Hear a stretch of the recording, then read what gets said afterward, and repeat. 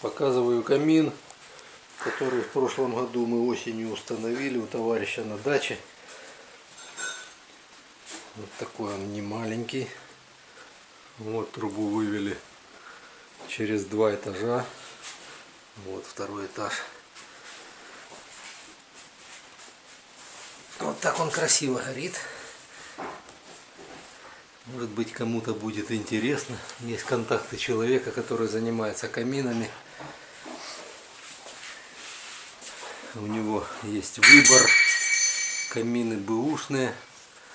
Стоят недорого по сравнению с новыми такими. Ну, в общем, такой вот красивый каминчик. Хорошо, с чашечкой чая посидеть возле него вечером. Красота, тепло, экономный, долго горит.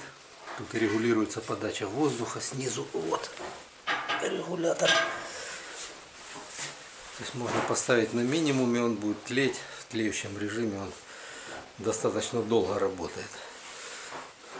В общем, штука качественная. Вот он такой. Из добротного металла сделан. Так что, кому будет интересно, пишите, отвечу.